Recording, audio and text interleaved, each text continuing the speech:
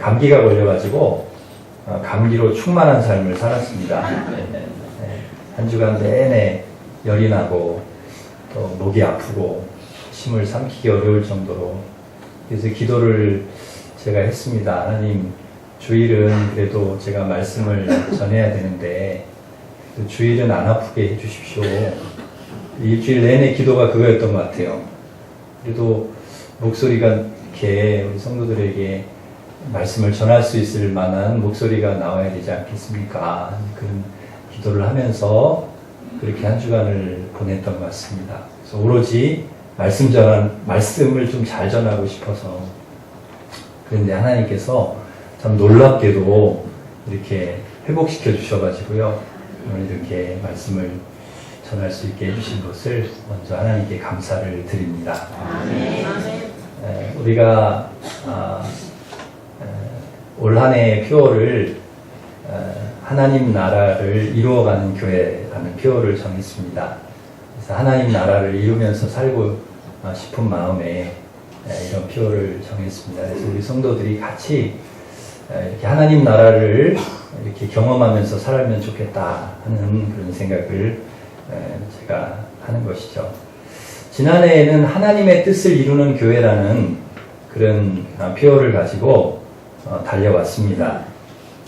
하나님의 뜻을 이루고자 우리 삶의 자리에서 모두 노력을 하셨는데요.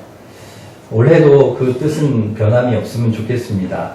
하나님의 뜻을 이루기 위해서 최선을 다하셔야 되는데, 그러기 위해서는 하나님의 말씀을 우리가 꼭 가까이 해야 되고 하나님 말씀을 붙들어야 됩니다. 올 한 해도 여러분 하나님 말씀을 꼭 붙들고 가시기를 바랍니다.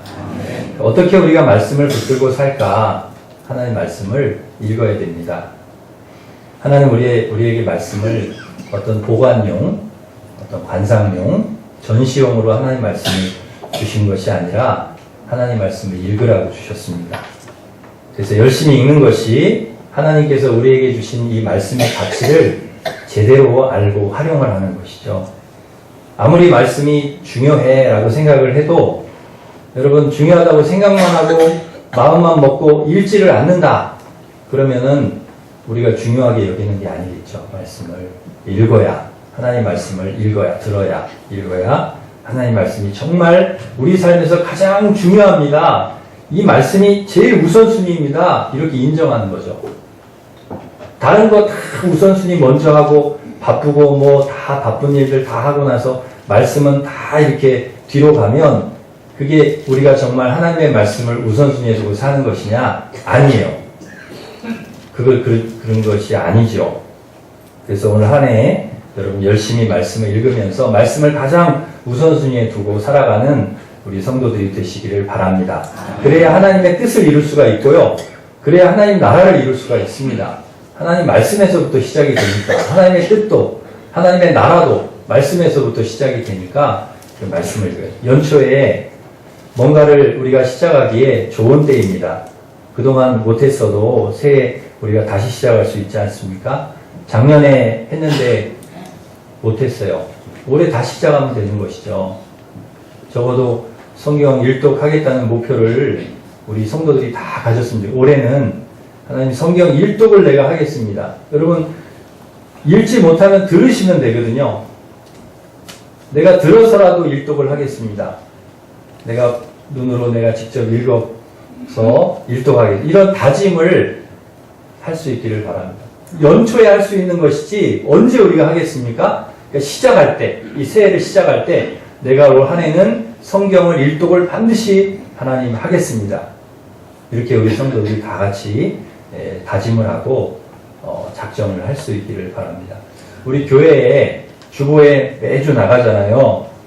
정교인 말씀 묵상 밑에 보면은 이렇게 범위가 계속 나갑니다. 그 범위대로 계속 읽으면 일독을 할 수가 있습니다. 그래서 매일 읽으시면 좋겠습니다. 우리가 그렇게 하는 이유는 뭐냐? 하나님 말씀이 가장 우리의 삶에 중요합니다. 하나님 말씀대로 살겠습니다라고 하는 그런 그 고백이죠, 고백. 나는 성경을 일독했다 자랑하려고 우리가 그렇게 읽는 것이 아니고, 성경 말씀이 내 인생의 가장 중요한 가치이고 목표이고 우선순위라는 것을 우리가 하나님 앞에 인정하는 것입니다. 그렇게 살겠다는 것이죠. 올해 여러분에게 꼭 이러한 노력과 다짐이 있기를 바랍니다. 여기서 한 걸음 더 나아가면은 우리가 하나님의 나라를 이루어야 된다. 이 표를 우리가 오래 정하고 가는 것이죠. 어떻게 보면 하나님의 뜻과 하나님의 나라는 따로가 아닙니다. 별개가 아니고 하나입니다. 하나. 하나님의 뜻이 이루어지는 나라가 곧 하나님의 나라입니다. 그래서 우리가 하나님의 뜻을 우리의 삶의 자리에서 이루고자 하나님의 뜻을 이루고자 노력하면 그것이 곧 하나님의 나라가 되는 것입니다. 여러분 가정에서 하나님의 뜻을 이루고자 막 애쓰고 노력하신다. 그럼 그곳이 하나님의 나라가 되는 것이죠. 교회에서 하나님의 뜻을 이루고자 노력하신다. 그러면 그곳이 하나님의 나라가 되는 것입니다. 하나님의 말씀대로 살려고 하면 반드시 하나님의 나라는 이루어지게 되어 있습니다. 하나님의 나라를 경험하게 되어 있습니다. 여러분이 이렇게 하나님 말씀을 통해서 하나님의 뜻과 하나님 나라를 올 한 해 아름답게 이루어 가시기를 간절히 바랍니다. 그럼 구체적으로 우리가 어떻게 하나님의 나라를 이루어 갈 수 있을까? 첫째로 우리 안에서 먼저 하나님 나라를 이루어야 한다는 것입니다. 우리 안에서 하나님 나라. 우리 하나님의 나라의 출발은 어디서 시작되느냐? 여러분 안에서 시작이 됩니다. 내 안에서 하나님 나라가 시작이 된다는 거죠. 오늘 본문 20절, 21절 말씀 우리 한 번 더 같이 읽겠습니다. 시작. 바리새인들이 하나님의 나라가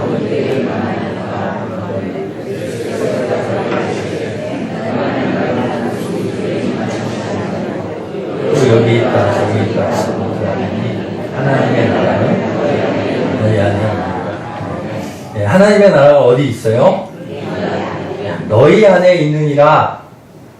네, 딴 데 있는 게 아니라 우리 안에 하나님의 나라가 있다는 거예요. 예. 근데 어떻게 하나님의 나라가 우리 안에 있을 수 있을까요?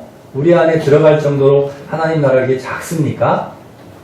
어마어마하게 큰 것이 하나님의 나라인데 어떻게 이 하나님의 나라가 우리 안에 들어갈 수가 있을까요?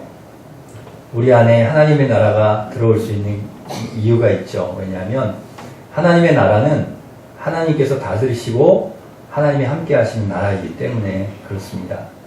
만일 여러분이 예수님을 영접하고 믿고 그 다음에 죄사함을 받고 구원을 받고 하나님 자녀가 되어서 하나님을 여러분의 주인과 왕으로 인정하고 하나님의 통치를 받는 하나님 백성이 되었다면 여러분 안에 하나님의 나라가 임한 것입니다. 하나님께서 다스리시고 통치하시는 나라, 하나님이 임재하신 나라, 하나님이 주도적으로 다스리시는 나라, 그 나라가 하나님의 나라이기 때문에 만약에 여러분이 주도권을 하나님께 내어드리고 하나님이 여러분의 삶을 이끌어 가시도록 그렇게 한다고 하면 여러분 안에 하나님의 나라가 임했다라는 것이죠. 그래서 우리는 하나님의 나라를 다른 곳에서 찾을 필요가 없습니다. 우리 안에서 하나님의 나라, 하나님께서 함께 하시고 다스리시는 이 나라를 날마다 경험하며 살아가게 되는 것이죠. 이것이 바로 예수 믿는 하나님 자녀들에게 주시는 축복이고 은혜입니다. 우리 안에서 하나님 나라를 경험할 수 있게 하시는. 그러면 중요한 것은 내가 지금 하나님의 다스리심과 통치하심을 받으면서 살고 있는가? 아니면 여전히 나는 내 주도권을 내가 주님께 내어드리지 않고 내가 주도권을 잡고 살아가고 있는가? 이게 중요한 것입니다. 그래서 우리가 교회를 다닌다고 해서 전부 하나님 나라가 임하는 것은 아니에요. 우리가 교회는 다니지만 하나님 나라를 경험하지 못하고 살 수도 있어요. 네. 교회를 다녀도 하나님의 나라가 임한 사람이 있는가 하면 그렇지 못한 사람도 있어요. 교회 다니면서도 여전히 삶의 주도권을 하나님께 내어드리지 못하고 여러분 자신이 쥐고 있다면 이건 하나님의 나라가 아니라 여러분의 나라입니다. 내가 주인이 되어서 내가 다스리는 나의 나라를 살아가고 있는 것이죠.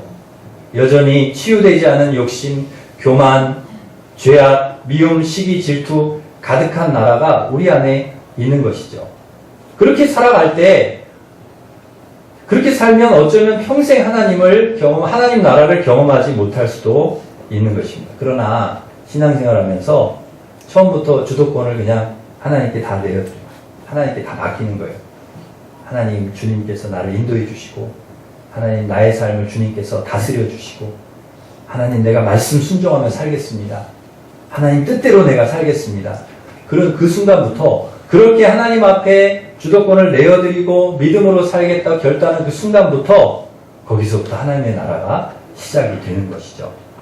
그러면 평생도록 하나님 나라를 계속해서 맛보고 경험하면서 우리가 살아가게 되는 것입니다. 하나님을 믿어도 사람마다 참 다르다는 것을 느끼는 어떤 분은 하나님을 믿는데 잘 모르겠다는 거예요. 하나님 나라가 어떤지 잘 모르겠다는 거예요.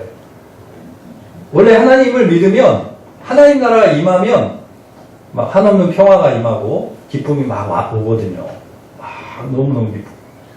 근데 예배를 드려도 말씀을 들어도 또 찬양을 해도 이게 기쁘지가 않고 평안이 없고 감사도 없고 막 그렇다라는 거예요. 막 졸립고 무슨 말씀인지도 모르겠고 들을 때는 뭐 들리는데 예배 끝나면 다 잊어버리고 잘 모르겠고 뭐 저도 그럴 때가 있습니다. 여전히 불안하고 염려와 걱정이 많고 두렵고 즐겁지도 않은 거예요.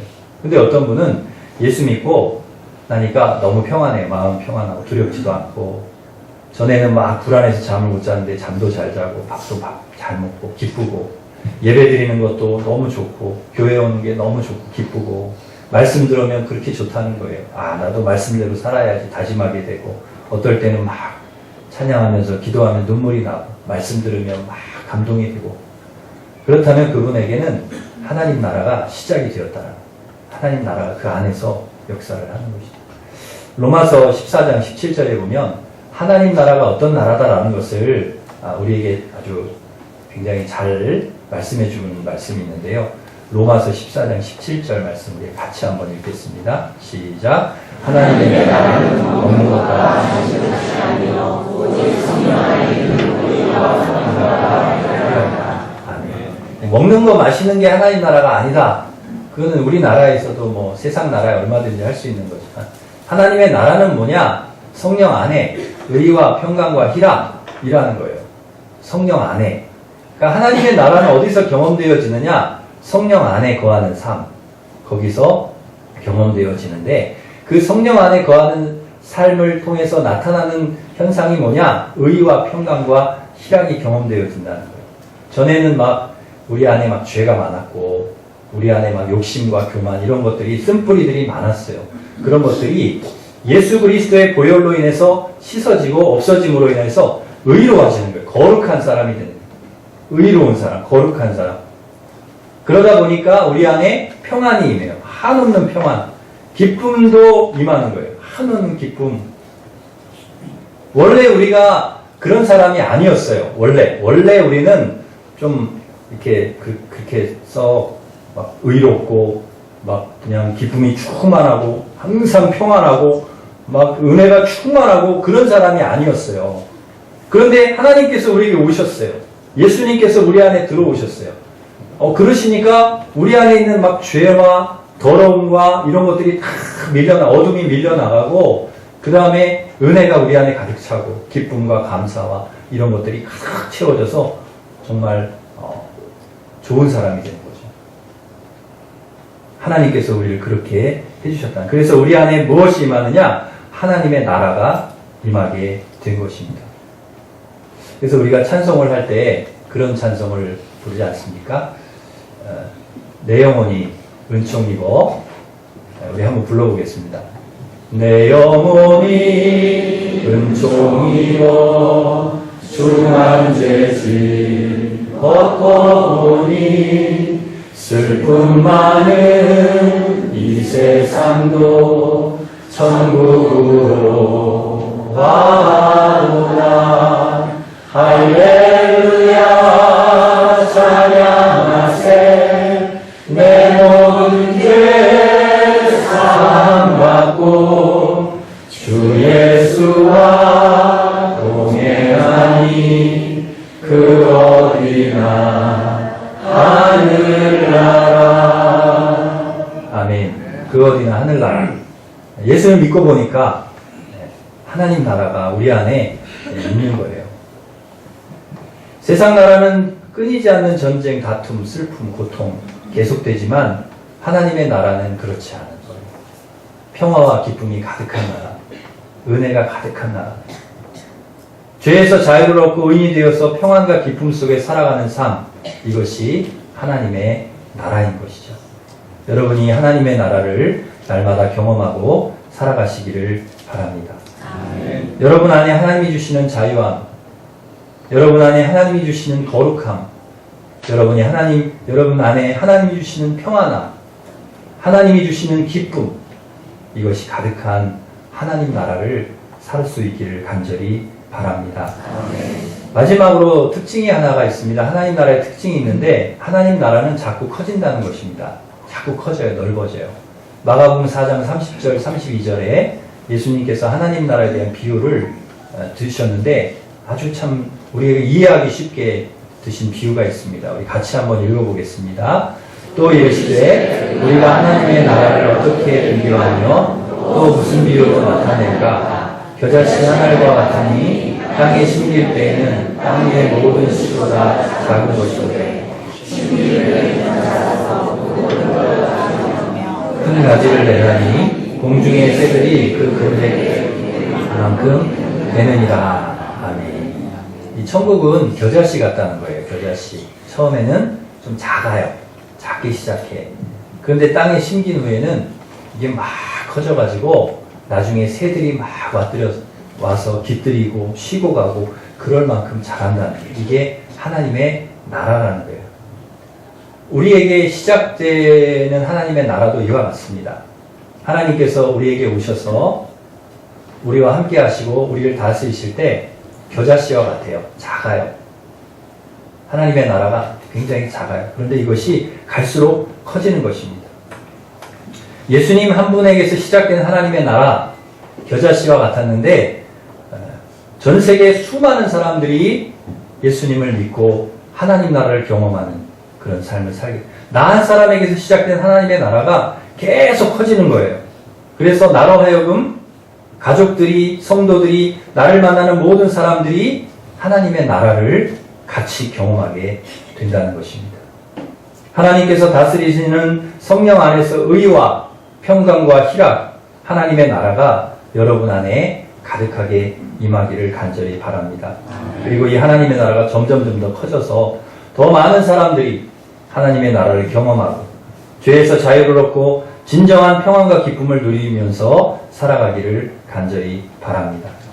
궁극적으로 하나님의 나라의 완성은 주님께서 재림하실 때 이루어질 나라입니다. 하나님의 나라는 정말 궁극적인 완성된 하나님의 나라는 우리가 이후에 하나님 나라 가서 이제 경험하게 될 나라예요. 그때 우리는 완벽한 완성된 하나님의 나라를 경험하게 될 것입니다. 하나님의 나라는 그때 완성되지만 그러나 하나님의 나라의 시작은 언제 시작되느냐? 내가 예수님을 영접했을 때, 내가 하나님을 믿을 때, 내가 하나님의 통치하심을 받고 살아갈 때, 그때 하나님 나라가 시작이 됩니다. 우리 안에서 겨자씨같이 시작되는 것이죠. 그러기에 우리는 지금부터 하나님의 나라를 살아야 됩니다. 나중에 저 하나님 나라 가서 우리는 하나님 나라 살 거야, 거기서 행복하게 살 거야, 거기서 즐겁게 살 거야, 그게 아니라 내가 하나님을 믿는 이 순간부터, 내가 예수님을 믿는 이 순간부터 이미 우리는 하나님의 나라를 경험하고 살아가는 것입니다. 이 땅에서, 내 삶의 자리에서 하나님의 나라를 경험하는 거예요. 한없는 평안과 기쁨과 감사, 은혜, 거룩함을 우리가 우리의 삶 속에서 경험하며 살아가게 되는 줄 믿습니다. 그래서 하나님의 나라는 현재 진행형입니다. 지금 진행이 되고 있는 거예요. 하나님의 나라는 이 땅에서는 막 고통스럽게 살고 어렵게 살고 힘들게 살고 막 그러고 나중에 가서 누리는 하나님의 나라 천국이 아니라 이미 하나님을 영접하고 하나님을 믿고 예수님을 영접하고 믿음으로 살아가는 사람들에게는 지금 경험되어지는 나라, 그것이 바로 천국, 하나님의 나라라는 것이죠. 지금 내 안에 하나님의 나라가 있고 내 삶 속에 하나님 나라가 경험되어지고 그리고 이후에 완성된 하나님의 나라에 들어가서 영원히 하나님과 함께 살아가게 될 것입니다. 그때까지 이 땅에서 우리의 삶의 자리에서 여러분 날마다 하나님이 주시는 이 한없는 하나님이 주시는 이 하나님 나라의 감격과 기쁨을 누리면서 살아가시는 우리 성도들이 되시기를 주님의 이름으로 축원합니다. 기도하겠습니다. 하나님 아버지